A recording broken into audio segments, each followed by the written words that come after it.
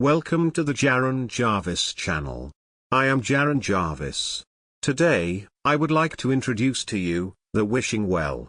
When I was a young boy, I lived in Eufaula, Alabama. A small town with a population just over 500. With small towns, come community. That means that everybody in my neighborhood knew each other. We had grown up together, our parents had grown up together, and our grandparents had grown up together. Your high school sweetheart was most likely going to be your wife. It's just the way things were in Eufaula. Everyone's houses had white picket fences and long fields in the back. Our parents were farmers who mostly grew wheat and corn. Very few people ever left the town, let alone their neighborhood. This was also before the rise of the internet, so as you can imagine nobody knew much besides what came out of old textbooks, and the holy word of God. It was a 30-minute bus ride to school every morning. None of our friends' houses were more than a 10-minute bike ride away, which was nice. We may have been hicks, but it was all we ever knew. In 1974, when I was 7 years old, something happened in Eufaula that was unusual. We had a new family move in. I first saw them when I was biking to my friend George's house on a Saturday morning so we could watch cartoons together. His house had a television set unlike mine. My parents preferred to listen to radio. Anything that needs to be heard can be heard over radio, they would say when I asked for a television set. Then they'd dismiss it. So of course I went to George's house every Saturday to watch the cartoons. Anyways, I rode by the house of a lady who had just died and noticed a station wagon was parked in the driveway. There were boxes all over the ground. I parked my bike and knocked on the door. I heard shuffling inside, something fell over and I heard the bolts shift. The door slowly creaked open to show the face of a young girl with huge eyes. I could tell she was around my age. In the background I could see empty beer bottles and a man lying down on the couch. "Hello," I said. She said nothing, and just stared at me with those big beautiful eyes. "My name is Charlie and I live down the street. I was just dropping by to say hello, you guys are new around here. We don't get many new people." She started to respond, but the man on the couch shuffled and sat up drunkenly. She flashed me a sad smile and closed the door. I stood dumbfounded at the door and started to walk away when I heard a voice inside. Curiosity got the better of me and I stood by the door to hear. A man's voice slurred and asked who was at the door. A small girl's voice said nobody, just the wind. The man raised his drunken voice and exclaimed, "You filthy liar," and I heard a loud gut-wrenching sound of a fist striking a young child, and the young child falling to the floor. I figured that was my sign to leave.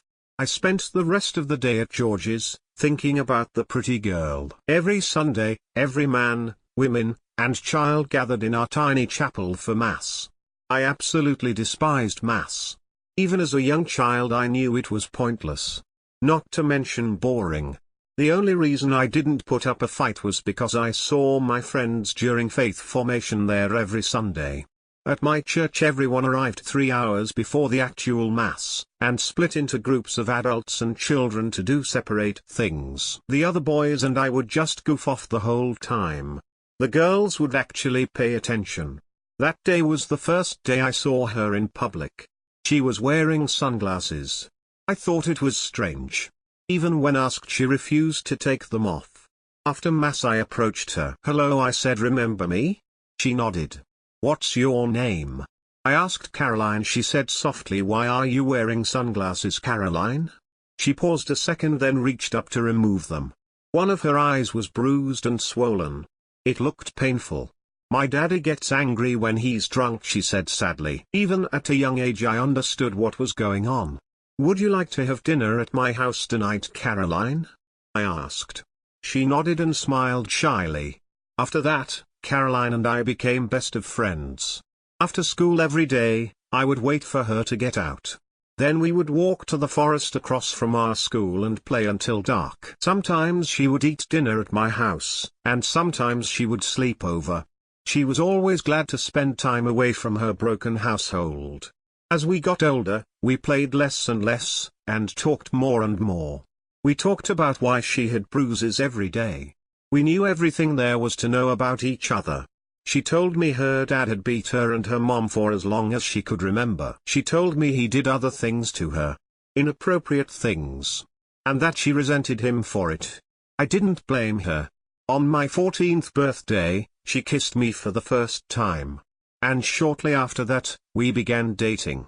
And on my 16th birthday, she gave me the most important thing a woman can give a man. We were in love. Deep love. One day after school we were sitting in the woods when she asked me if I believed in magic. I pondered her question for a minute and responded, I think that magic is real, but it's incredibly hard to find.